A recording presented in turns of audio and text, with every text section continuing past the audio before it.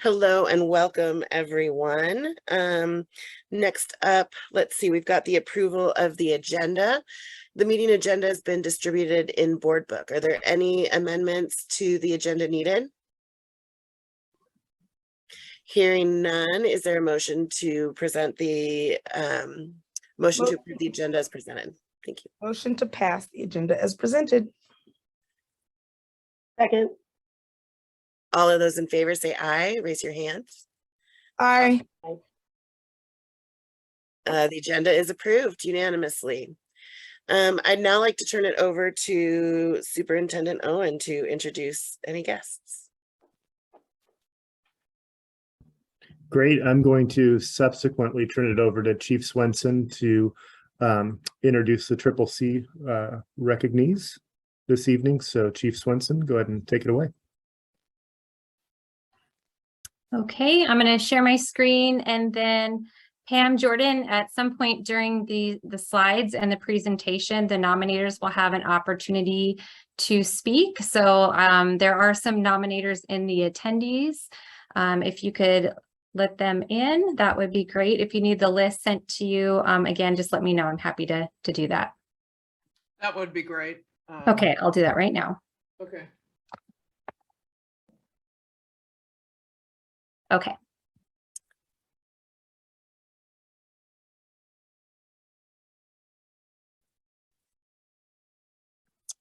Okay.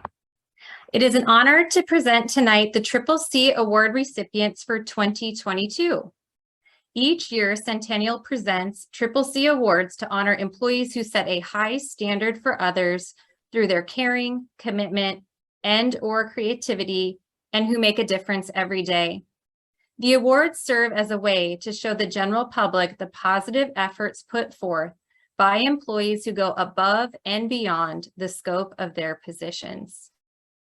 This year's recipients include Kathy Field, an educational assistant at Pleasant Valley Elementary School, and Julie Fife, the receptionist at the Centennial District Office.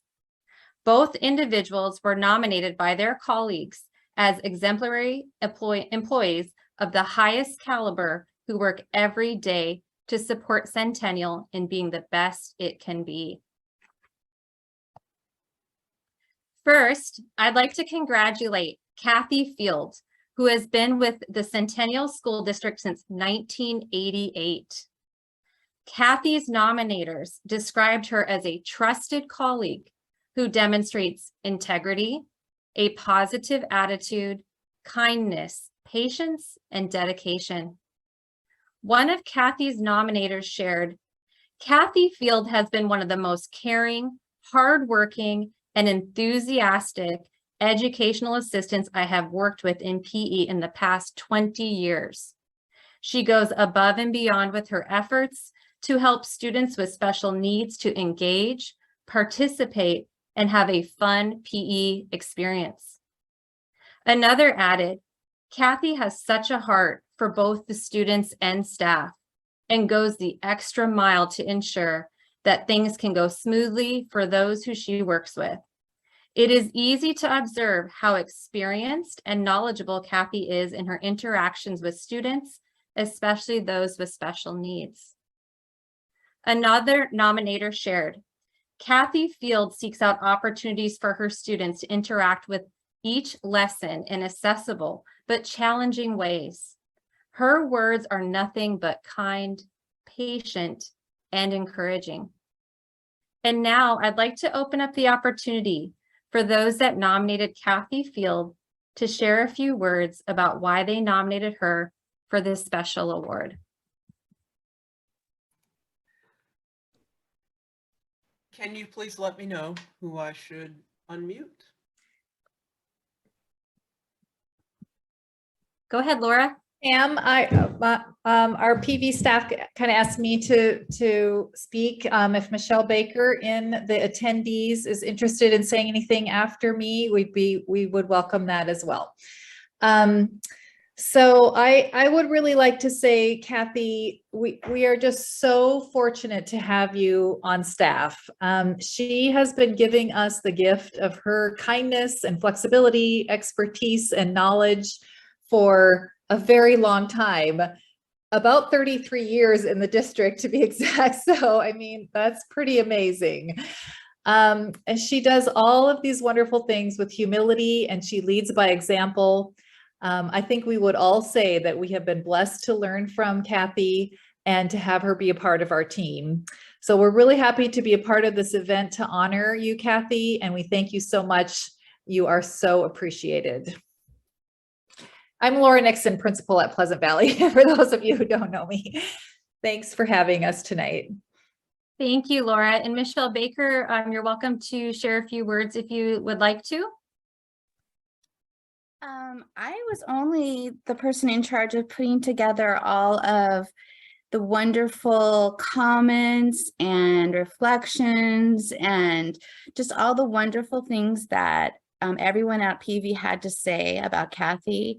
She is just a wonderful colleague, and I think we all just hope we could all be a little bit more like Kathy. So I was just really just the person that put together all of the wonderful things that everyone had to say about her. So congratulations, Kathy. Thank you, Michelle. And so thank you to Laura and Michelle for sharing about Kathy's impact in her role. And now I'd like to offer Kathy the opportunity to speak about the receipt of this award, if you'd like to, Kathy.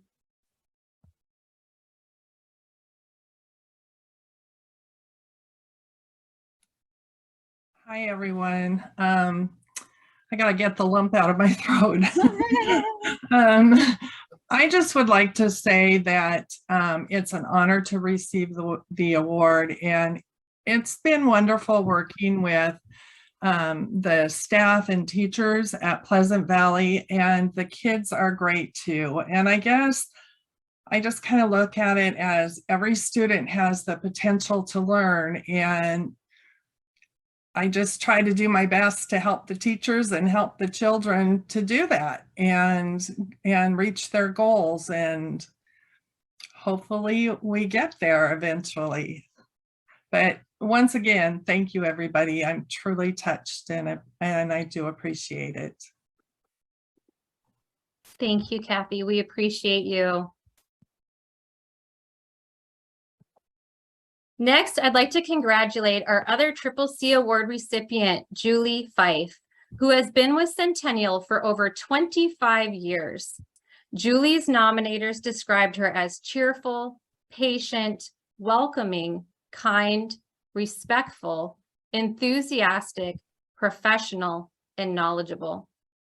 A staff member who has worked with Julie for the past 17 years shared, Julie goes above and beyond for staff, students, and families in Centennial School District. As the receptionist at the district office, Julie is often the first Centennial staff member people come in contact with, and she is consistently friendly and helpful. One nominator expressed that Julie is the, quote, smile of Centennial, end quote. And another nominator said she is, quote, the voice when people need help and the smile that's always there for you, end quote. Another nominator shared that Julie demonstrates professionalism, care, and courtesy, all critical elements that can make a difference in the experience of Centennial School District's patrons. And now I'd like to open up the opportunity for those that nominated Julie Fife to share a few words about why they nominated her for this special award. And feel free to go ahead and unmute yourself.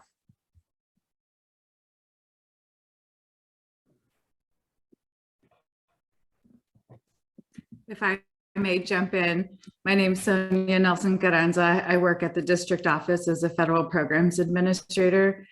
I've worked at the district office for about 3 years now, but I've known Julie for a really long time. And no matter where you're located, you know Julie because she helps you out. She's the face of Centennial. Anything that you need, she is more than willing to help you do it. And she does so with such grace and care and warmth. One of the highlights of my day, and I'm not exaggerating here, is just passing by Julie and saying hello and seeing her big smile. Julie, thank you so much for all that you do and continue to do for our students, for our community, for our staff. It is a pleasure to work alongside of you. I appreciate you, I see you, and I so value you. Thank you.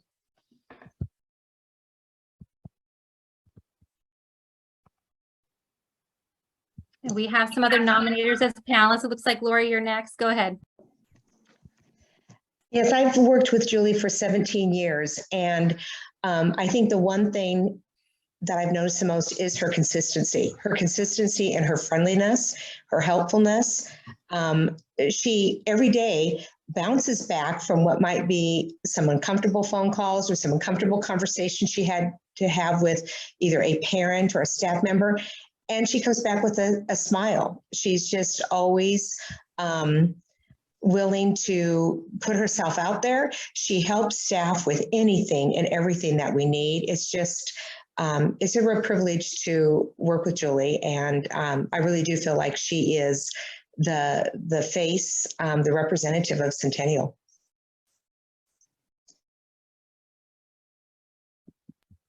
Thank you, Lori. Would any other nominator like to share?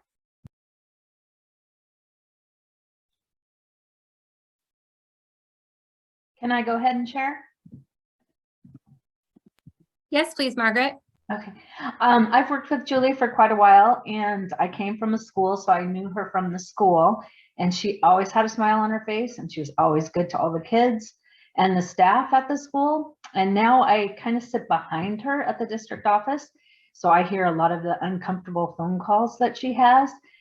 And she always does it, and you can tell she's smiling while she's talking to them, even when she's extremely frustrated, but she always gives them answers and she helps them. And she walks them step by step through everything that she needs or that the person needs.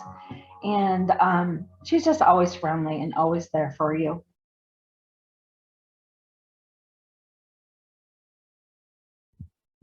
Thank you, Margaret. And it looks like that includes the nominators that chose to be panelists this evening. And so thank you to each of you that shared Julie's impact in Centennial and why you nominated her for this special award. And now I'd like to offer Julie the opportunity to speak about the receipt of this award if she'd like to.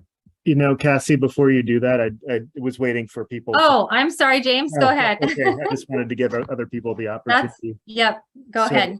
James Owens, superintendent, and I was one of the nominators as well. And I had asked Julie at one point what the secret was to sounding so cheerful on the phone, because as Margaret just indicated, people who call the district office call for a variety of reasons. Often it's for information, but as you can imagine, there are phone calls that are people who are not happy with something that's happened at the school level. And so Julie does just such a wonderful job of helping to just regulate the conversation and redirect folks to a more positive and constructive demeanor. And her secret was that when she answers the phone, she smiles because people can see the smile through the phone. And it's just that little touch of professionalism and care and courtesy that I think makes such a big difference.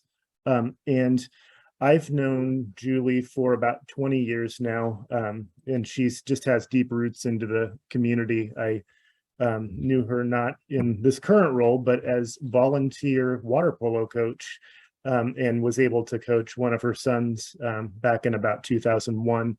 And so when I came with my fresh teaching degree in hand to the district office and said, you know, I want to be a teacher in Centennial, and came in, I remember it was 2005, and there was Julie behind the desk, and she remembered me and had a big smile and, you know, put a star on my application and everything. And I thought I was a shoo-in, but wasn't able to land a teaching job. So I needed to go find a neighboring district to work. But when I came back in 2012 to be a principal in the district, I walked in with my resume in hand and there was Julie again. And so, you know, when you're a nervous applicant for a job and you're coming in, you know, seeing somebody with such a kind, friendly, reassuring face and so welcoming was just a nice touch. So I just want to reinforce and echo what other people had said. And it was, to me, it was not a matter of if, but when Julie was going to earn this recognition. So I'm glad to see that happening for her, and was grateful to be a part of the nominating committee.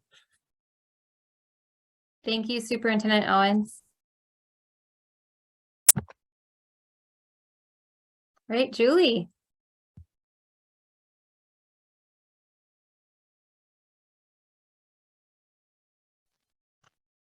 It's an honor. It's a little bit embarrassing. It's a little bit uncomfortable to hear people say nice things about you.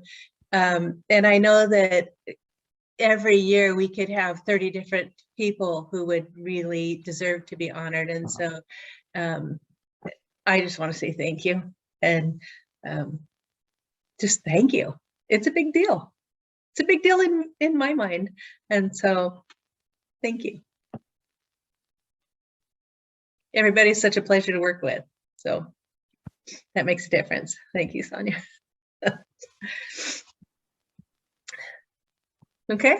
All right. Thank you, Julie. Congratulations to you and Kathy. So let's give a round of applause. I guess we could do the Zoom style for this year's Triple C Award recipients, Julie Fife and Kathy Fields. We appreciate all they do to show care, commitment, and creativity as valued staff members of Centennial School District. Thank you. Okay.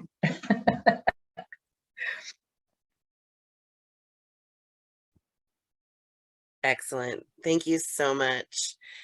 James, it looks like it's back to you. Would you like to introduce the next item? Yeah, absolutely. So it's my pleasure to introduce Chad Smith, who is our interim athletic director, and he will be helping to recognize our spring athletes whose season's just concluded. So we're happy to have Chad, and he was able to team up with Pam Jordan on the recognition this evening. So I'm happy to have both of them share the recognition that they've put together with our board and audience tonight. So Chad, feel free to take it away. I appreciate you guys having me here. Thank you, Superintendent Owens, for that introduction. Yeah, Pam Jordan really did a great job in making this kind of a slideshow video to recognize our league athletes for our spring sports. So you have sports like softball, baseball, track, boys and girls tennis as well. And so she's going to go ahead and cue that video up. But I appreciate you guys being here, and I hope you guys enjoy the video.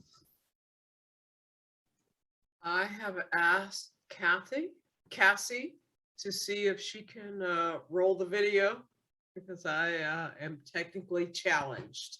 So hopefully she can roll it. And if she can't, I'll figure out how. All right, Pam, we're all queued up. Here we go. Thank you.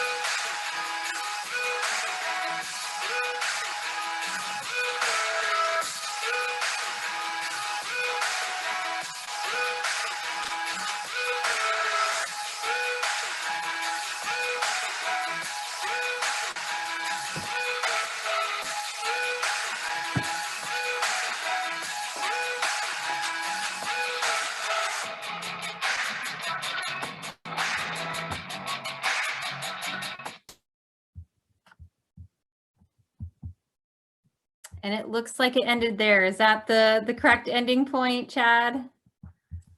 Yep, that is it. Again, Okay. I appreciate you guys doing that, and thanks for supporting our student athletes. I wish I could put a dissolve on it so it would go to black, but I haven't figured that out yet. But yes, that's the ending point. Thank you. Excellent. Thanks, everybody. It's really wonderful to get to celebrate our students, our student athletes, and our staff who just continue to shine in the world. And so grateful for all of you.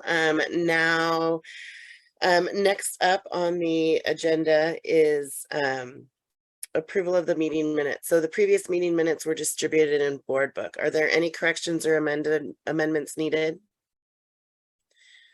Hearing none, can I have a motion to approve the minutes? Motion to approve the minutes. Second. All in favor, raise your hand and say aye. Aye. Aye. That's unanimous. The minutes are approved as presented. Pulling up, I'm working with multiple screens here today, so you'll have to forgive me.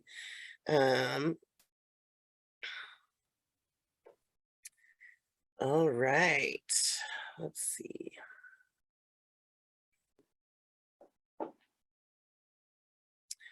Public forum time. So have we received any comments, Director Southerton or Pam Jordan, on the budget?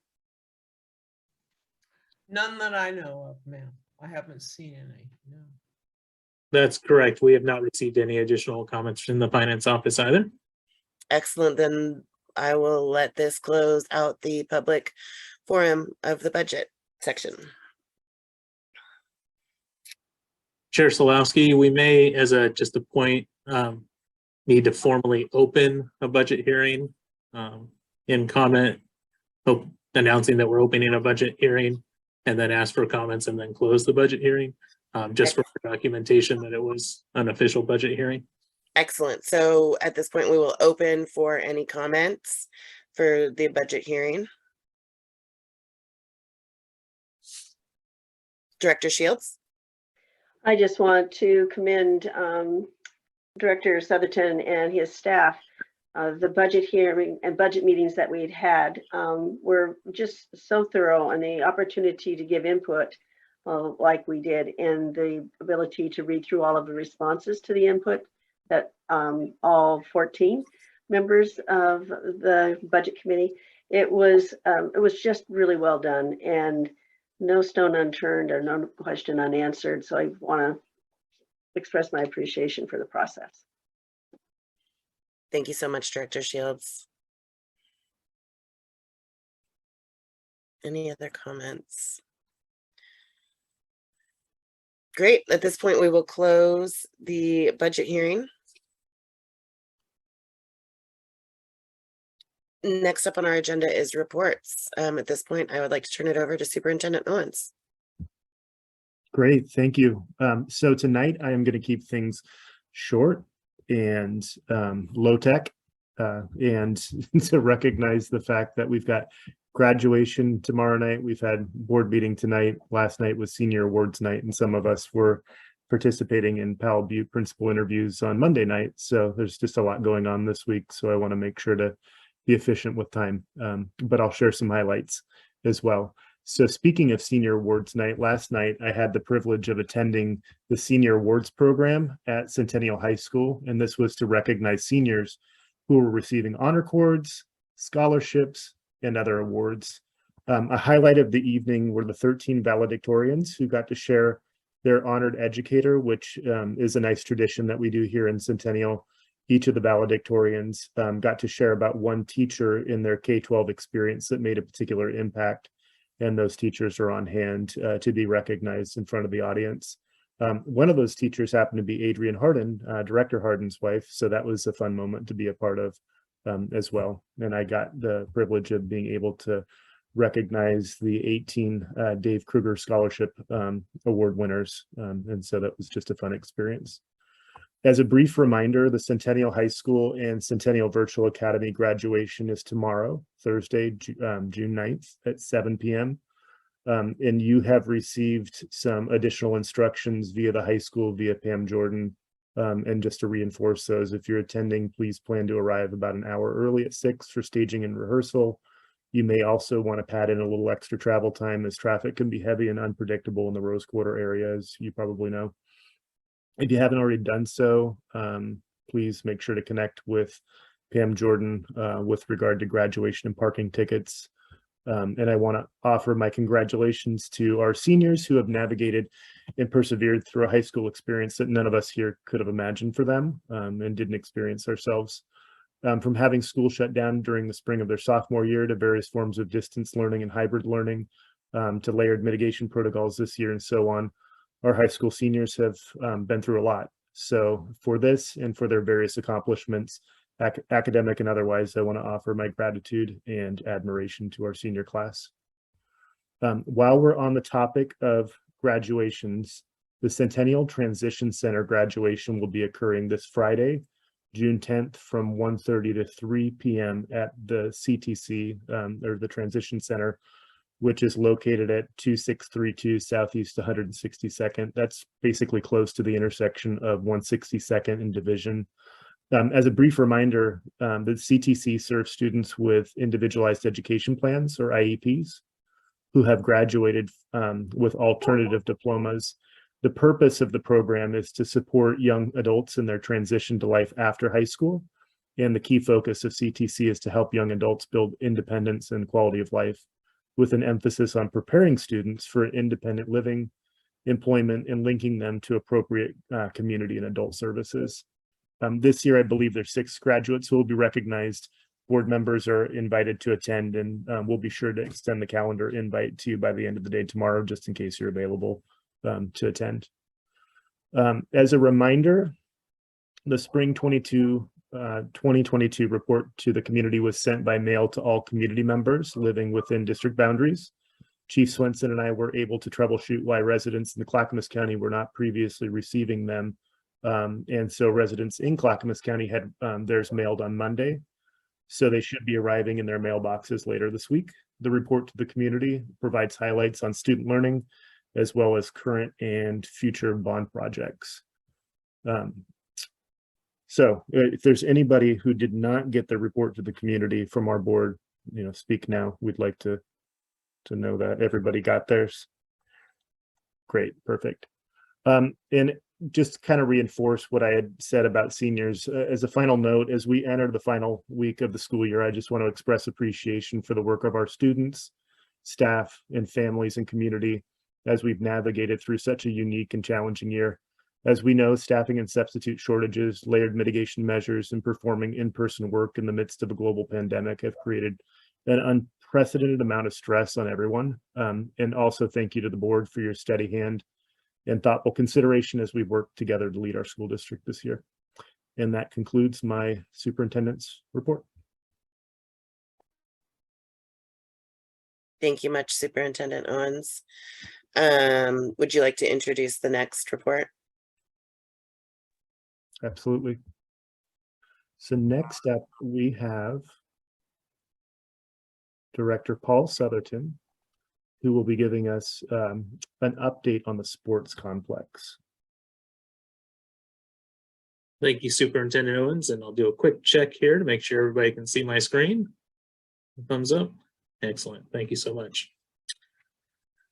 So I'm pleased to provide this update to the board and our audience members. I'll start by just kind of giving a refresh of the current situation of the sports complex and the specifically the grass fields. Centennial High School is one of the only high schools in the region without an all-weather field. Current conditions of the stadium field in particular require extensive maintenance because the crown of the field is at or over OSAA regulations of 24 inches above the sideline height. So that means if you're standing on one side of the field and you're at the middle of the field, you're 2 feet higher or more than folks at the edge of the field. We have ongoing drainage issues with the field, and the lack of a full-size practice field causes extensive wear to this field during football and soccer field. Many of you may be aware we don't have the facilities to have full-size practice fields at that campus. Practicing on grass, but playing away games on turf is also a disadvantage for our student athletes as they don't compete necessarily on the same fields that they practice on. And grass fields cannot be fully utilized by our physical education or gym classes and other programs as frequently as needed due to the wear and tear of the fields. At the direction of the board, the administration, working with RNC management, issued an RFP for services to develop a strategic plan for the Centennial High School Sports Complex. The RFP, or request for proposal, was issued and Robertson Engineering was awarded the contract for the strategic plan development and design and engineering if necessary. The strategic plan included researching several options and configurations for our 34-acre campus, which includes the building, the parking, and all the associated facilities, including the maintenance yard and busing area. It also included 4 hours of interviews with coaches, PE instructors, and principals representing student athletes, coaches, PE students, and school leaders. Site tours of similar facilities that Robertson Engineering had completed in recent years were visited, including the Evergreen High School campus and their recently completed sports annex, Kiggins Bowl in Vancouver, and Columbia River High School fields.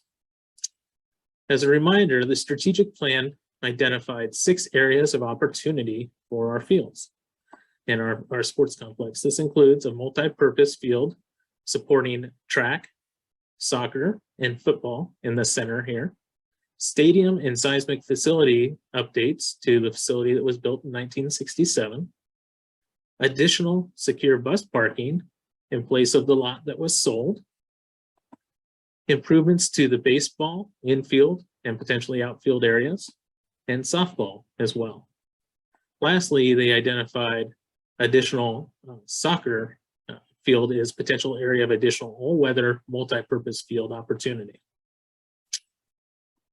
They provided several options for us, and the following highlights the various strengths or pros and cons and aspects of the options.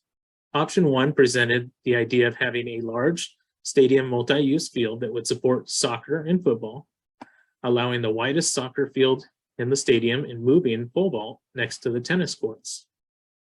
This would provide bus parking to the south of the stadium in this area, spectator parking to the north of the tennis courts, seismic improvements and cosmetic improvements to the stadium, moving baseball and softball to allow for additional expansion of parking or support for transportation and maintenance, and a future multi-use field just west of the high school gymnasium area, which could be used for physical education classes, as well as provide a JV or junior varsity field. Option 2 similarly provided a stadium multi-use field. It, however, kept baseball and softball in their existing locations and keeps pole vault inside the track to allow spectators to watch that event as they're watching other track and field events, which is appealing for that sport and supports those student athletes rather than relocating them. This provided additional bus parking to the west of the stadium and possible expansion to the north of the tennis courts, and highlighted the opportunity for a future large lighted multi-use field in the southwest corner of the campus, which would feature a varsity soccer field and a practice football field and a JV baseball and softball field all in one. Also highlighted opportunities to turf the full baseball and softball fields. Option 3 presented again the similar multi-use stadium field. This would again relocate pole vault to another location in between these two fields. You can kind of make it out here just south of the multi-use or varsity baseball field there. Bus parking to the next to the tennis courts or to the south of the stadium. There's a little bit of parking in here and over here on the tennis courts. And again, a future large multi-use field that would support this time side-by-side football and soccer, although this would be a JV soccer field side-by-side. So varsity would have to be maintained in the main stadium area. And again, relocating softball and baseball. The consensus when discussing all the options with the stakeholder groups and the constituencies that they represent was to propose moving forward with the further development and refinement of a modified option 2, which allows for the stadium multi-purpose field, the widest field in soccer while keeping pole vault inside, which is, you can kind of see it's subtle, but it's down here on the side. Bus parking expanded to encompass much of the facility's yard, with additional parking over here in the north of the tennis courts for officials and participants, spectators. Seismic and cosmetic improvements to the stadium, and the future large multi-use field that would feature varsity soccer, a full practice field for football, and junior varsity softball and baseball athletic fields, including lighting. And then we would also, they're proposing that we would do turf for the varsity baseball field and the varsity softball field as well, but they would remain in their current locations. There were several discussions around phasing and what this would look like. It is considered a strategic plan that would take place over many years and be funding dependent. Phase 1 was proposed to be the stadium multi-use all-weather field, surfacing the track and field pits, designing the bus parking to replace the parking lot that was sold, designing and building, the seismic upgrades to the stadium, and upgrades to the restrooms, locker rooms, and team rooms underneath the grandstands or stadiums. Oops. Phase 2 was proposed to be building out the large multi-use all-weather field in the southwest corner of the campus, featuring varsity soccer, JV baseball, and JV softball, as well as a JV football field and practice field. This would allow the expansion of our teams to practice more often, more frequently, and more teams to use, to be able to use the fields, including possibly a third team for baseball and softball. We only currently have 2 teams, and allowing more opportunities for our student athletes to participate. We would also look at adding sports complex-wide storage facilities, improve spectator seating and bleachers adjacent to the new all-weather field, and improve the concession stands. Phase 3 is tentatively proposed to replace the baseball and softball grass fields with all-weather artificial turf fields, add covered hitting cages, and improve spectator seating and bleachers, as well as adding or improving concession stands. The next steps in the process for the strategic plan, is to continue refinement of the modified option 2 plan. We expect to be back reporting to the board on June 22nd with a finalized phasing and cost estimate for this plan. After that, it will be up to the board to consider providing direction to the administration if you wish to authorize the administration to proceed with phase 1, 2, or 3 and identify a funding source. Once the administration receives direction from the board and funding is determined, the administration would then solicit a fee proposal for phase 1 or 2 or 3 from Robertson Engineering for the design, engineering, construction documents, and management of the phases identified. And with that, I know it's a lot of information and exciting opportunities of what could be. I welcome any questions you may have.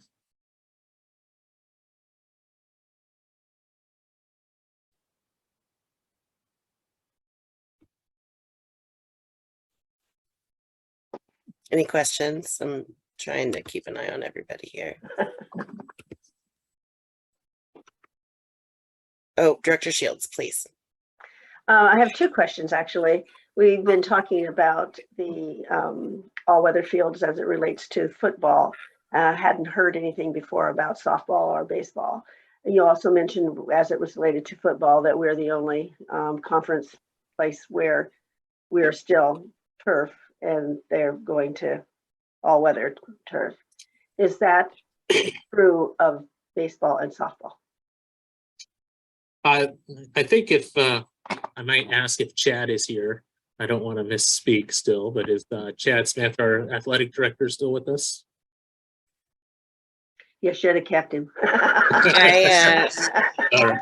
So I don't want to speak out of pocket, but generally okay. speaking, it has been our understanding and experience that soccer and football are by far the majority of folks that have switched to all weather fields, primarily to the fact that they are largely the fields that are used by multiple sports in the same season. That's a wet season, typically in the fall. And so just the overall use, if you will, that those fields receive are a lot, as you can imagine. Baseball and softball are becoming more and more common.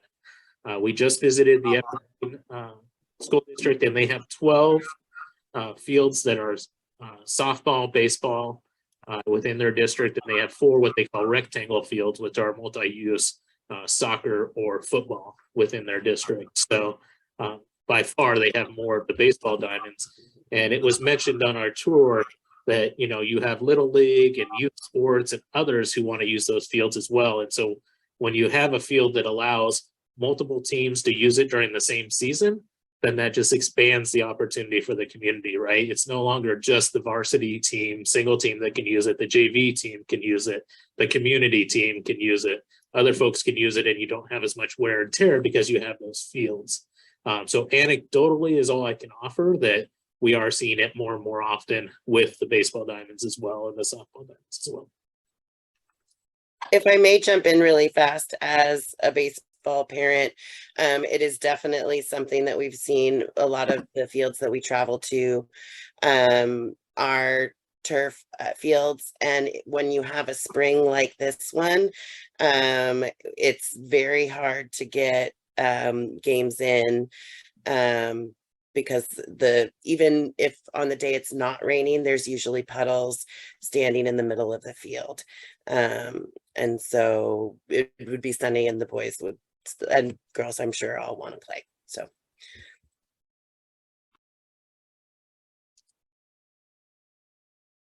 Other questions? That's great. I have an additional one, if I may. When you come with your proposal, phase 1, phase 2, phase 3, one of the things I didn't see, and as a major concern of mine, is the maintenance piece that we're taking on. And it's huge what we're taking on. And so it's not just the amount of money that it's going to take to get this done, but what we're going to have to set aside on either a one-time, situation, or factor in how we're going to do it on a yearly basis to create a fund to be able to now, not just the football field, right? Because again, that was my thought. And I get what Rose was explaining to us, because all my kids played baseball and softball, and we know in Oregon, for heaven's sake, would make sense to have an all-weather turf for those sports as well. But it also means there's going to be more money that needs to be set aside. And we've heard different amounts over the years that we have had this discussion. So I don't think the discussion is complete without having the discussion about a maintenance fund and what it's going to cost for 3 or 4 or however total number of fields that will be all weather. So I appreciate that being included so that the board really knows, especially as we're contemplating where this money is going to be coming from, how much it's going to be now, and start to set aside for our future. Thank you. Mr. Shields, I appreciate you serving that question. If I may, I'd be happy to offer some thoughts I have on that. Thank you.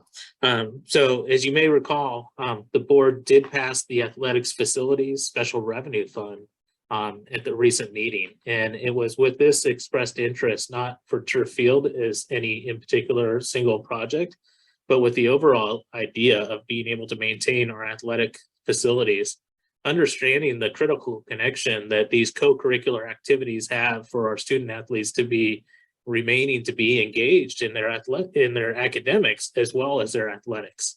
I think Superintendent Owens has shared, he wasn't particularly engaged in school, and then he got involved in water polo, and it really kept him having a strong connection to his high school academic journey. And certainly we can all agree that it served him well as superintendent now to our district. While that might be somewhat unique. I don't think it is in the outcome so much as returning to be superintendent to your district. I don't think it's unique to the experience that our student athletes have in their connection to their academic studies and their academic connection to schools. Being a student athlete requires attendance requirements be maintained to participate.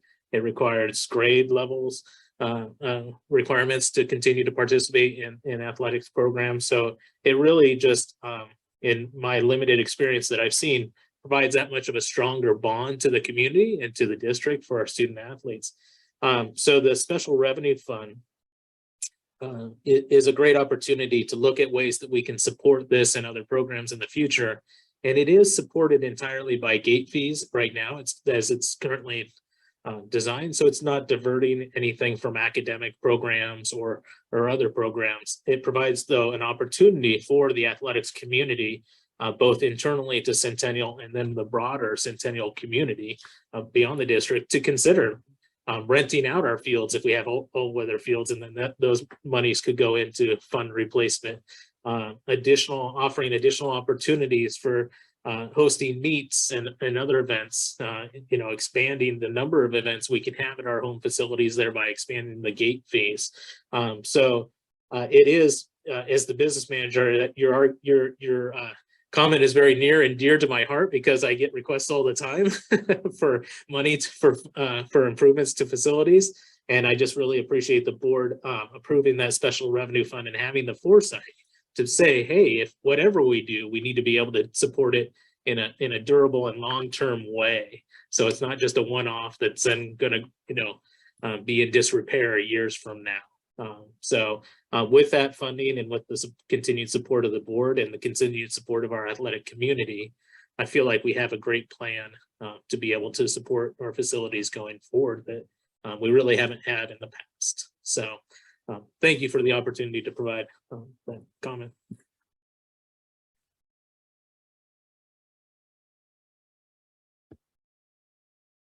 Any other questions? Well, I'm just excited to see the progress and see what we come next. Same. It looks great. Thank you all for this work. Thank you.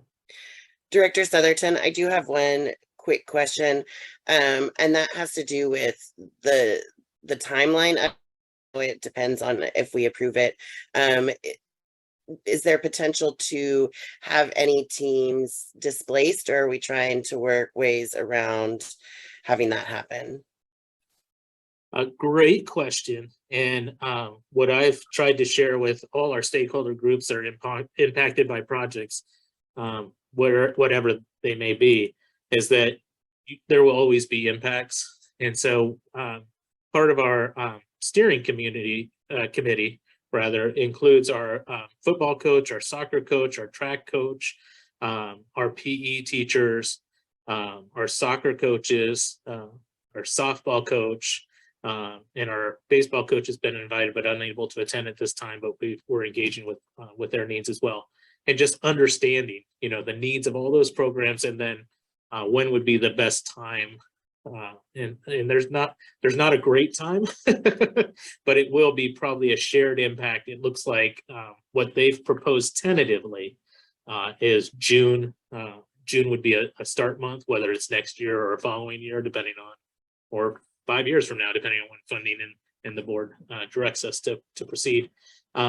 June would be the start time, and then that would impact almost the entire football season. But that is their preference, and that's the football coach and track coach and soccer working together, understanding that it's the long-term, greater good for the academic student or the student athletes in the athletic program. Thank you. Great presentation. Appreciate all your work, Director Southerton. Next, we're going to welcome CEA President Alicia Brown to share an update from CEA. It looks like they may be in the attendees.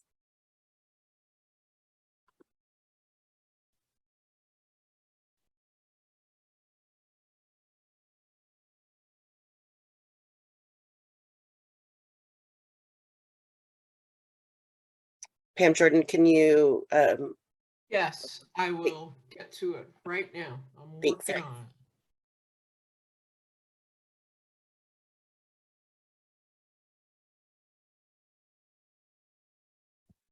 Hello.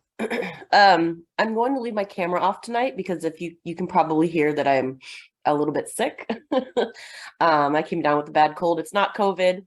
I did the rapid testing and it's not COVID, but it's something that my kid brought home from school. So I've been out for the past few days and might take tomorrow too because I'm still feeling pretty cruddy. So I will leave my camera off and spare you all the hot mess that I am right now. I'm going to be very brief today. I don't know if I've told you guys yet, but I am not going to be the CEA president next year. I have a lovely person who is going to be taking over for me. Amanda Kassab is going to be taking over as president for next year. I've really enjoyed my time as president, and you know, I feel like we've made some real gains in board relations, and you know, we've been able to build some relationships there, and that's been really great. I really appreciate all of the hard work that everybody does in this district, and it's really been my pleasure to be a leader in the district, and I will continue on. I will serve as past president for a year and mentor Amanda, and also I'm going to be treasurer for next year too, so I get to play around with all the money, which is cool. And I believe Amanda is here. I would like to have her say a few words and introduce herself. Pam, can you put her up to panelist also, please? Sure, I'll get to that right now. Thank you. Hi, I think I'm unmuted. Yep, we can hear you. Okay, great. Hi, I'm Amanda Kassab, and I'm not sure how to turn my camera on, so sorry about that. But I just wanted to say hello and introduce myself and share. I'm really excited to be coming on and to follow in some big shoes and footsteps. I'm looking forward to continuing the relationships that have been built with the board and administration, and just what's coming moving forward. So thank you so much. I look forward to working with you. Thanks, Amanda. Amanda has previously served in CEA leadership as a building rep, and she has most recently been treasurer, and she's also been an OEA RA rep. So she's done lots of cool things, and she's gone to conferences, and she's got lots of experience in union matters. So I'm very confident that she will be a good person to pass the torch to. So with that, I will sign off and go and take some more NyQuil. Thank you so much, Alicia, for all of your hard work and dedication. Welcome, Amanda. I look forward to working with you. Yes, thank you, Alicia. Feel better, sweetheart. And then Amanda, welcome. I look forward to working with you as well, too. Excellent. Thanks a lot. Thank you. Next, please welcome and promote to panelist OSEA VP Chris Dowell. Is that right? To share an OSEA update.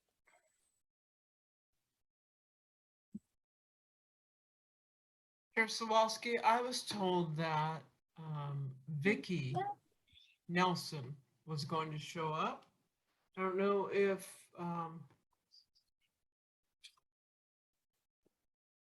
we have a representative at this point. Can you get? Okay. Looking over.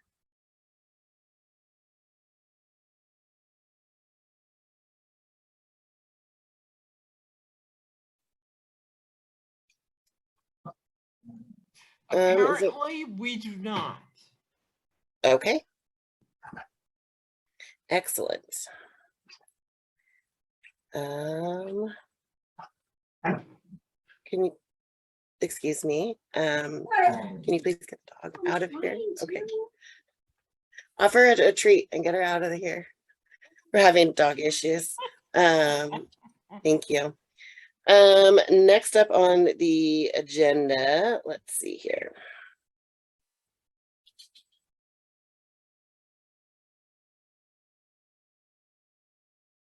Confirmation items. Okay.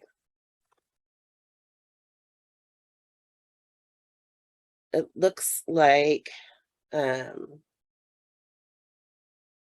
I have any, sorry, totally, that the dog threw me for a loop. Do we have, can I get an, Motion to approve all confirmation items as listed. Second. Oh, I love you guys. Excellent. All those in favor, raise your hand and say aye. Aye. Aye. Did we lose David? Yeah, I think you've lost a quorum. We lost a quorum. He's in the attendees. Okay. Okay, I'll make that right.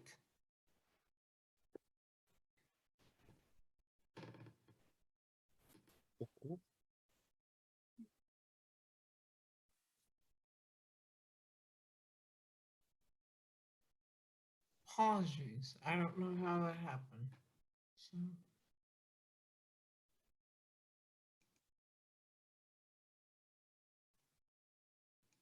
I'm back. Excellent. Thank you. So where did you leave us? At the end of the CEA presentation, but I heard as an attendee, I did hear the motion in the second, and I have no questions. Excellent. So then let's see, all those in favor, let's do that one more time. Raise your hand and say aye. Aye. Aye. All right. The ayes have it. All those items have been moved to confirmed. Moving on to board action items. We will first hear any old business. And I just lost my agenda. Apologize. Let's see here. Eleanor, can I have my phone?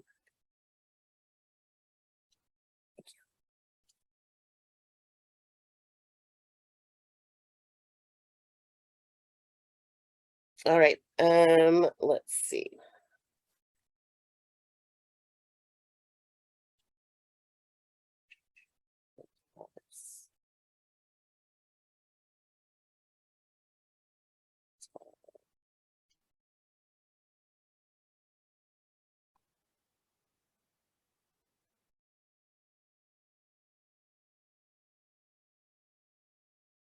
All right, board action items. I'm up to date on my agenda here. Old business. So it looks like we've got 7.1.1 bond approve award of mechanical improvements at CHS, CMS, OEPV, and BC. Thank you, Chair Solowski. I'm happy to present that the administration and RNC management group is recommending approving the award of the multi-site mechanical repairs, ventilation improvements, and control replacement projects to the low bidders Northwest Control Company and Delta Connects for $1,977,900 and $592,753 respectively for the following 5 schools. Northwest Controls Company, or NCC, would be awarded Butler Creek, Oliver Middle School, Pleasant Valley Elementary, and Centennial High School. Delta would be awarded Centennial Middle School.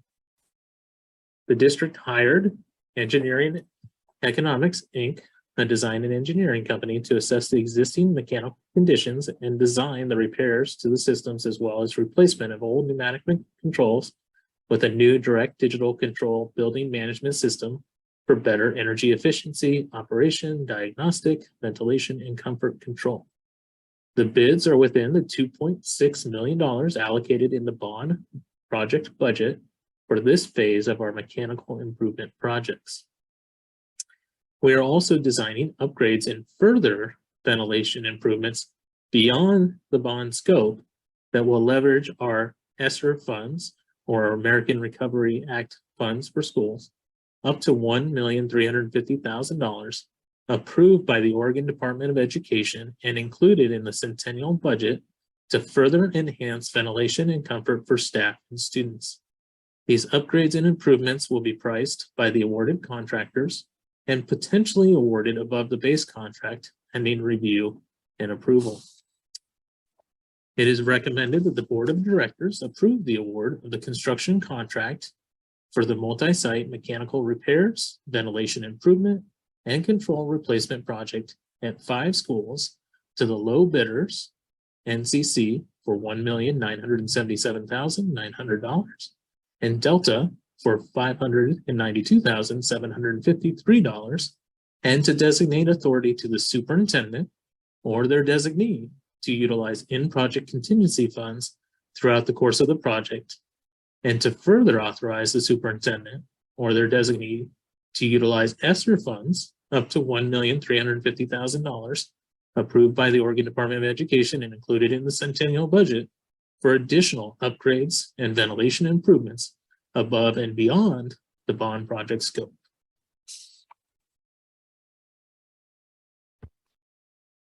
Excellent. Thank you very much, Director Southerton. Can I get a motion to approve the award of the mechanical improvements? So moved as presented by Director Southerton. Second.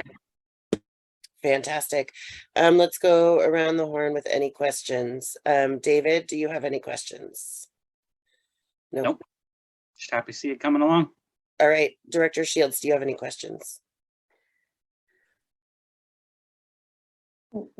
Yes, but I'm going to, Director Southerton, I'm absolutely approve of this, but I will ask you some questions probably later on. I'm just a little confused about the use of the ESSER funds, the combination, not in any way objecting, but just maybe you will have to help me understand a little bit more at a later date. Certainly, I'd be happy to answer any questions you may have. Thank you. Vice Chair Fuller, do you have any questions at this time? No, I'm really excited to see this come along. Thank you all. Excellent. Let's go ahead and take it to a vote. All those in favor, raise your hand and say aye. Aye. Aye. Aye. That is unanimous. 7.1.1 has passed. Now we move to new business. We need to take a short break while we move into executive session pursuant to ORS 192.660. James, please. We were going to move into executive session after 7.2.3. Oh, thank you. I'm just reading that note now. This is my first time following along in board book instead of having the printed page in front of me. So there's a little adjustments that I'm making. So I appreciate that. 7.2.1. Oh, this is the big one. Let's adopt this budget. Director Southerton. Thank you, Chair Solowski. And I will attempt to share my screen. Let's see if I can get a thumbs up here. Wonderful. Thank you so much. So I'm pleased to be back here tonight with you to discuss adoption of the 2022-2023 Centennial School District budget. So just a little cover of where we'll go today. So I want to review the budget process as well as reviewing feedback and engagement received. I'll review for the board and the attendees with us tonight the adjustments to the approved budget in the adopted budget. And then the board will have an opportunity to take action, including considering a motion to adopt the budget, tax rate, and bond levy payment, and then deliberating and potentially voting. So I'm pleased that we engaged in a robust budget process, which included engaging with our various schools, board, community members, and budget committee work group to establish district priorities. This took place between January and March of 2022, earlier this year. The administration then drafted a proposed budget and presented that to the full budget committee in April of 2022. Thankfully or gratefully, we're so appreciative of the engagement of the committee. They provided extensive feedback, asked great questions, and made additional recommendations to the administration. The administration incorporated many of those changes and recommendations and provided an updated budget to the budget committee in May of 22, at which time they received the budget, heard testimony, public testimony, deliberated, and approved the updated budget, tax rate, and bond collection amount. It's now an opportunity for the board to consider the final approval and adoption of the budget this evening.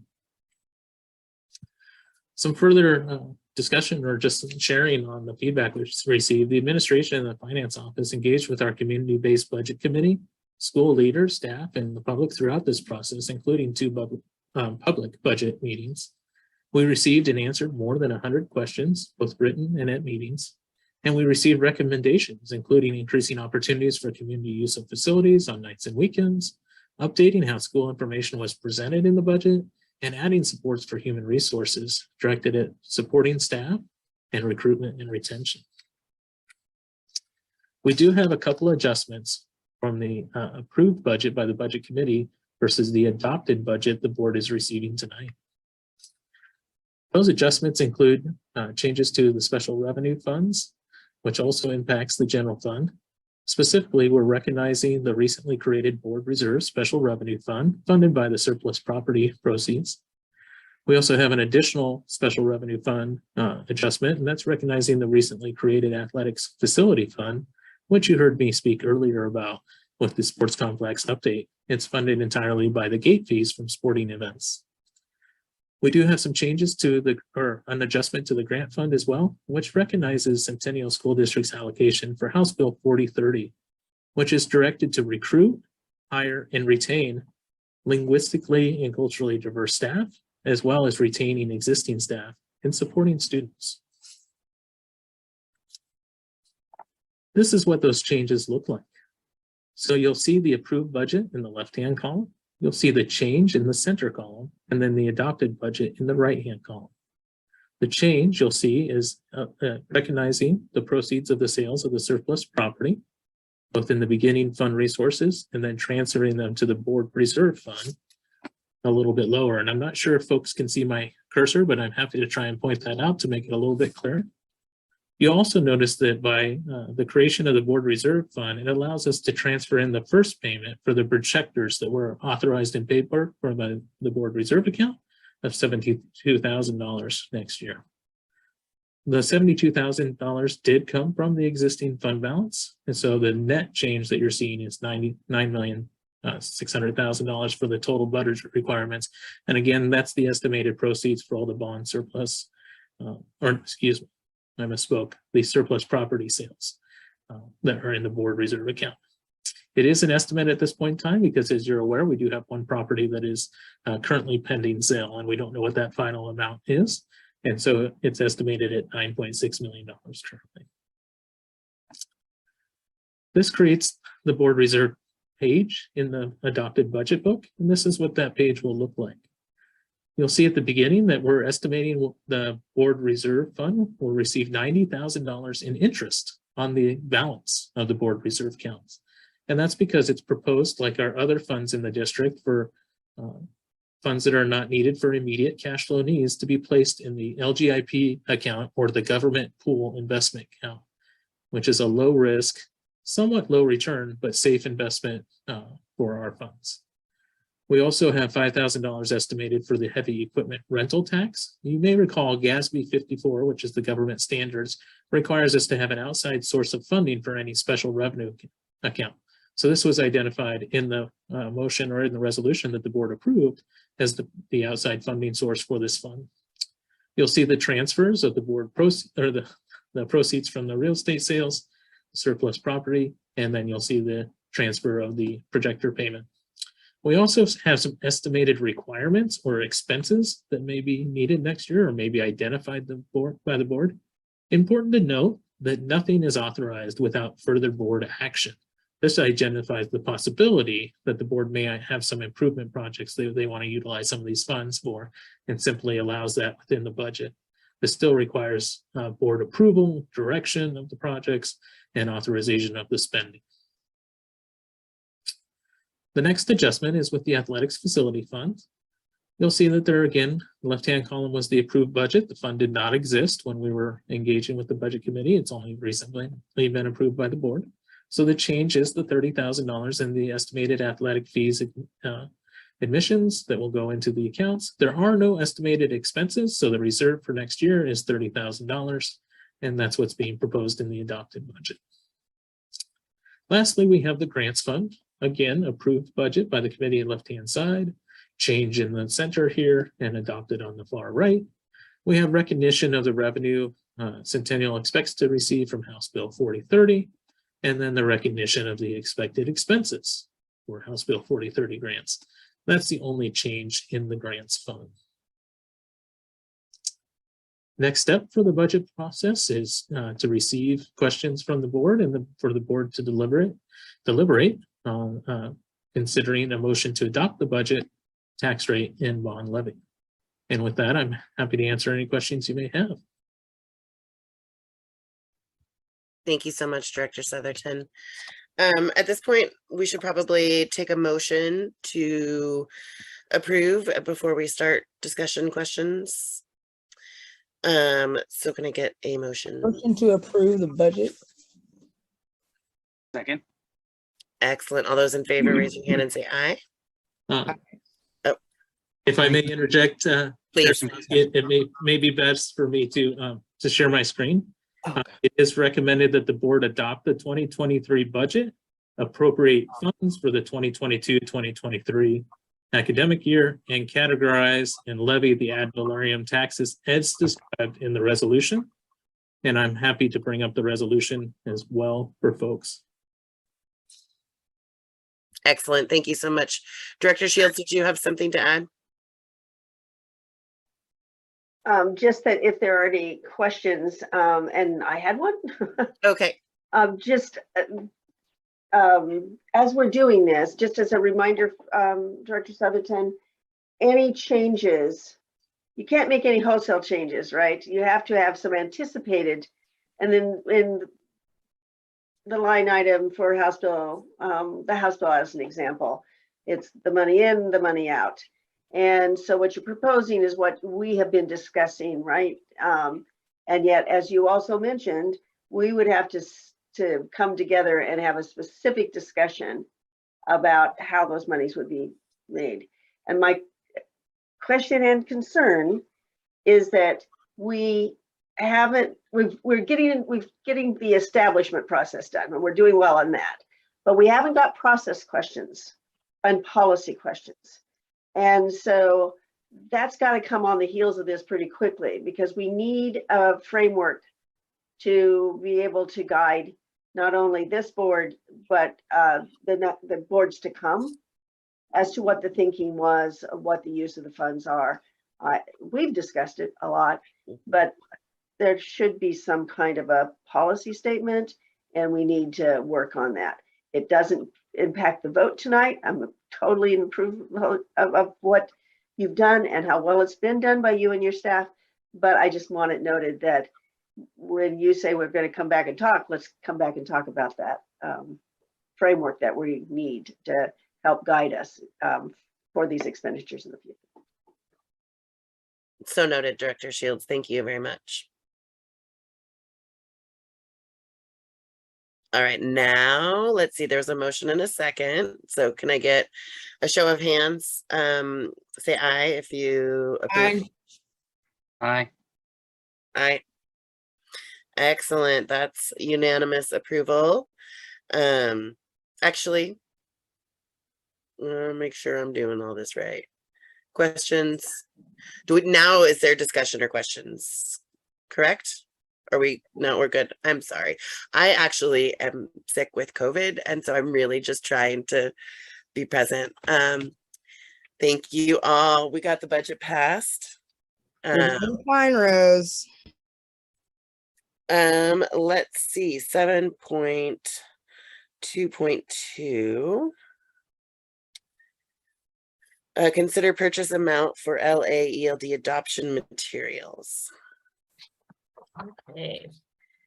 Good evening, Board of Directors. We are seeking your approval for the purchase of our curriculum adoption for language arts and English language development. Our initial quotes came in from the designated publishers totaling approximately $1.9 million. As of this morning, We've been able to save under $700,000 for an estimate of $1.25 million. There are a few things that are still in process before we can actually confirm the cost of the materials. One is we're still negotiating and working with the high school curriculum between the language arts department and the publisher. We're also processing the needs for our students with disabilities with Denise and her staff to ensure that they have the adequate materials as well. And then finally, items that are typically negotiated are consumable materials, professional development within the contract, and then digital licenses. So with that, given the information, we're recommending an approval of no more than $2 million for the K-12 language arts and English language development curriculum materials, knowing that it is coming in significantly lower, but that was what was on the board note when I submitted that. And that's all I have. So Excellent. Thank you very much. Are there any questions? Director Shields. Just, it also goes back to the other approval that we've had with digital materials and the consumables. Someone could correct me, but I think we got in trouble once with the fact that we didn't budget enough money for consumables, right? Like paper, printing, what we needed to do logistically for the printing. Has that all been taken into consideration this time around? And knowing that you can't, well, you certainly can't do and know what we went through and the changes that needed to be made. Right. But do we kind of have something as a buffer in there for the consumable piece? The consumable piece is really what folks, as we were working with teacher groups,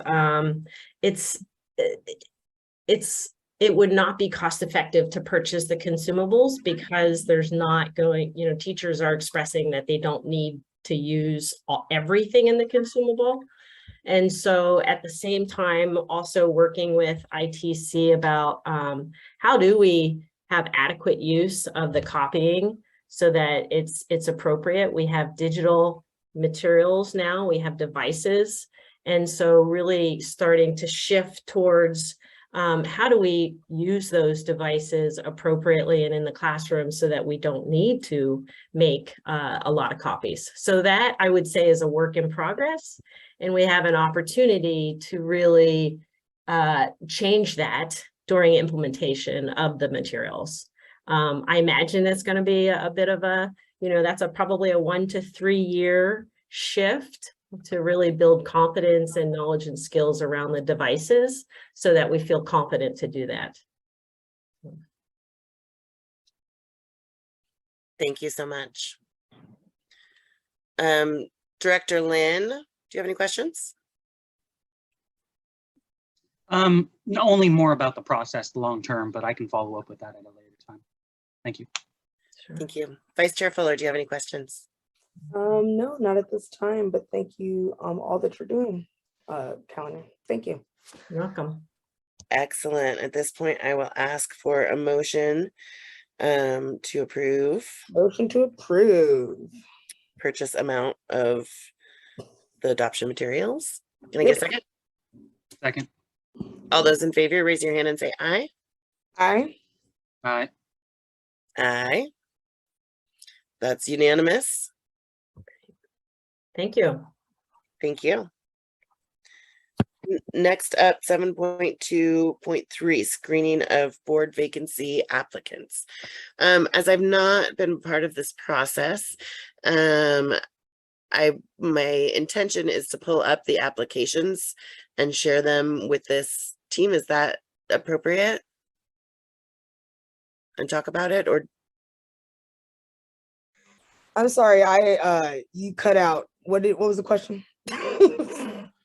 So we're going to be looking, we've got 2 applicants for the board vacancy position. At this point, since I'm new myself, I haven't never been through this process. So do I pull up their applications? Do we talk about them?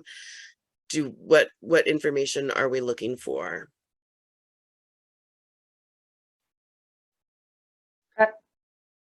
Director Shields, please.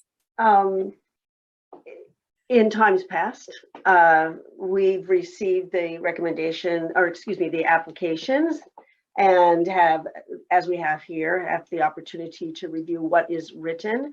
We usually do need to talk about the questions and process that we'll use for the interviewing. Not so much about the application itself, but what do we want to work through in terms of the questions for these people that have applied. The other is that oftentimes we have had board members do, or the chair in particular, reach out to applicants so that they have a clear understanding of what board work is and some of the expectations that may be coming with it, so that when they come to the interview, they're a little bit better prepared. Because when we ask questions about, you know, your contribution to the board, and they haven't had an opportunity to even ask a few questions to somebody prior, it's helpful for them to set the tone and the comfort level for the applicants as well. So really, we should be looking at process for our next meeting. Is that correct, when we're doing the interviews? Yes. And maybe what we could share, and we could share this via email communication, just what we have used, and because we've used it pretty recently, what we've used, and then if board members had additional questions or concerns, maybe we could address those to you as you lead us through the process at our next meeting. Fantastic. Thank you very much. All right, at this point then, let's see here. So does anyone have any recommendations for changes to the process since the last appointment of a board member? Nope. Great. So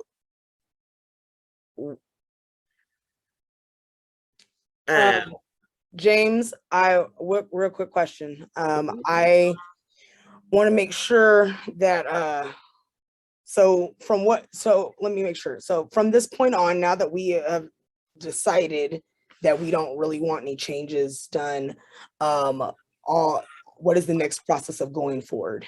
Yeah, so what I could suggest here is that I'm looking as we speak into board book to see the questions that were asked last time. Last time there were 4 questions at the end of the week. I can forward these to the board in my regular communication with you so that you can review them. Chair Solowski and I will meet next week. And so if there's any feedback on the questions between my Friday email and when we meet on Tuesday, I would suggest that maybe the board members contact Chair Solowski and me to let us know if there's anything that you suggest look different question-wise. And then you may consider as a board at this point entertaining a motion to advance both applicants or applicant to interview phase at the 22nd board meeting. Okay. Awesome. With that being said, and I'm guessing the applications are closed and these are our only applicants. I don't have a problem. So, hold on. There was that. Oh yeah, that's what it was. Oh wait, never mind. He ended up answering the questions. Never mind. So yeah, I don't have a problem pushing them forward, both of them. So I motion to approve both of them to push forward to the interview process. Director Shields. My only question would be is that in the applications that we're seeing in board book, there are no addresses. And one of the things that we would need to consider is verifying that these are district residents. I'm going to assume they are, but it is prudent to have that information verified. And when you, if we have moved to approve the motion as presented, we move to approve with an understanding that these two applicants are Continual district. yeah, they're members of our community and in Yeah. our district, right? I mean, that was the only. Those complete applications did go out in previous communication from Superintendent Owens. I'm not sure why they're not complete in board book. Dr. Shields, the reason that the information is not complete is because we did not want to share information with people who did not need to know addresses and information that could be taken and used inappropriately. Does that make sense? Yeah. Yes, it does. In fact, after the verification process, I would state that even us as current board members with our SEL 190s out there with our names, addresses, phone numbers is inappropriate. So during these times, so I appreciate the fact that that's been taken care of prior to having them in a public document as this would be. So thank you very much for doing that. Yep. Much appreciated. Director Lynn, did you have something to add? Oh, no, I was just adding it was on June 3rd, the email in question. Excellent. Thank you. All right. I motioned, right? You motioned. I haven't heard a second. Second. All those in favor, raise your hand and say aye. Aye. Excellent, unanimous. We will be moving these two candidates forward to interview at our next board meeting. We'll have the 4 interview questions. I will be reaching out to both of these candidates between now and the end of the weekend to just check in with them and understand, make sure that they have an understanding of what that looks like. Thank you so much, Director Shields, as always, for your guidance. All right. Let's see here. Next up. All right. So now is, at this point, we need to move into an executive session.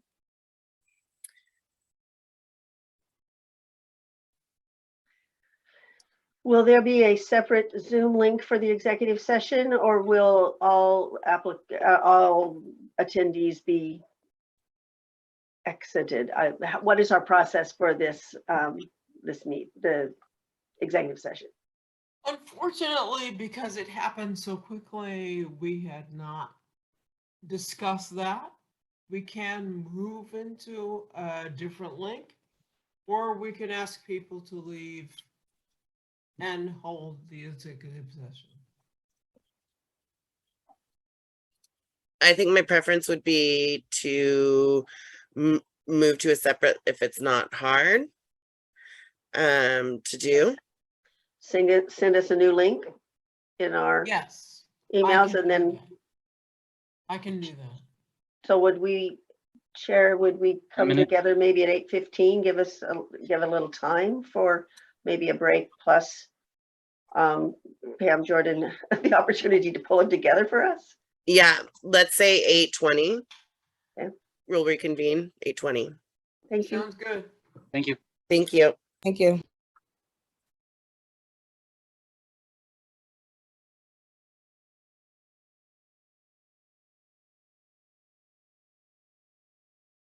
There we go. All right, we're back in session, and we will be looking over 7.2.4, the appreciation and recruitment bonus for OSEA. Move to approve. Second. All those in questions? No? Hearing none. All those in favor, raise your hand and say aye. Aye. Aye. That is unanimous. Moving on to 7.2.5, appreciation and recruitment bonus for non-union staff. Motion to approve. Second. Questions? Hearing none. All those in favor, raise your hand and say aye. Aye. Aye. Unanimous vote again. 7.2.6, appreciation and recruitment bonus for administration. Motion to approve. Your turn, David. Second. Questions? Hearing none. All those in favor, raise your hand and say aye. Aye. Aye. Unanimous. That brings us to the end of that. Future agenda items, Superintendent Owens. I have a list and I will have it open and available in 5 seconds. Are you doing that? Okay. Oh, go ahead. I have them, but go for it. I was just going to mention that oh man, my COVID brain is really going to show. The bargaining, not the bargaining, maybe James can help in on this too, because you know what I'm talking about, right? The people that want to come speak to us at the next meeting. Oh, right. Those were folks, you had mentioned to me there was a group that wanted to come and talk about representation on the countywide school board representation. Was it the equity or was it a different one? It wasn't the equity. It was the like who it had to do with like who lobbies in Salem kind of a thing, I think. Got it. So advocacy for East County schools and having a board representative per school board. And so that group wanted to come and talk to the board at the next meeting as a 5-minute plug and then solicit. See if anybody wanted to do it from ours. Got it. Thanks. What I've got also is superintendent's year-end report. We'll couple that with an executive session for superintendent's evaluation using the format that we talked about previously. 22-23 student fees, approving meal prices for 22-23. Those were a couple of things that we talked about last time. You saw that we had a chunk of policies that we moved off this meeting just to kind of free up some time and space, just given the demands of this time of year. So we'll revisit those. Those policies are language cleanup. So that's why we dumped a ton of them on, because they're real simple language cleanup pieces. And so there'll be a little bit of time between this time and next time to review those further. And then Maureen will have recommending the purchase of the adoption materials. I think she got authorization tonight for the amounts. But then we'll actually authorize the purchase. And then we'll have an interview of the board member applicants that we were involved in screening, and I'll follow up as described as far as the questions and process. And then Chair Slawski and I will meet next week to button that up. So that's what I've got. Hello, real quick. I wanted to jump in and share that Juneteenth in Gresham is coming up. This is the first time it'll be recognized as a national holiday. And if you don't know what Juneteenth is, it's a celebration of the Galveston slaves being freed. They were the last slaves to be freed after the Emancipation Proclamation that was signed. And it wasn't until like 5 years later. Yeah, that's always. But we're having it. There's an event that is being put together by Beyond Black, which is a wonderful Black organization out here in East County. It is going to be happening in Advance Park, so it's right up the street from us on Sunday, June 19th, noon, opening prayers and celebrations. We will be singing Lift Every Voice, which is the African American national anthem by Miss Etta. And then we'll throughout, like from 1 to 6, there'll be music, children's games, family walks, mush ball, info booths, and activities in the park. This is also in partnership with the city of Gresham. So I will be more than happy to send the little cute poster that I have to y'all if you have any questions or if you are interested in going. So I'm going to try and make it there. I have, of course, it is. I do know it's Father's Day, but it would be a nice little drop by to support Black businesses. They will be good there. Thank you so much. Also, happy Pride Month. Yeah. Anything else for the good of the order? No. Show of hands on who's going to graduation. Okay. I am feeling better, but I'll be honest, like I'm really nervous about being in public and events like this right now. And the last thing that I want to do is get people sick. So if it's okay with everyone, I think I would like to bow out, as unfortunate as that is. I've been looking forward to this ever since I saw that I got to have my name on the diplomas. I was really like, this is one of the big things I was really looking forward to. So I'm bummed, but I think that it's in the best interest of everybody. And I won't be there. Those of you who know, I've been diagnosed with lung issues, and I've now started on some treatments that now make me more vulnerable to lung issues, which makes no sense. But I can't. I'm not supposed to be in indoor places, and I'm supposed to be double masked. And if I go out, even in outdoor places, you know, I have to be masked up. And so, but it's supposed to do good things. So, but I feel the same way, Rose. I just don't think I'm not supposed to. So I'm not going to violate the doctor's rules. Yeah, health comes first, y'all. So yeah, take care of yourselves. Gotta be good so we can be there next year. All right, everybody. This board meeting is adjourned at 9:29 p.m. Thank you all.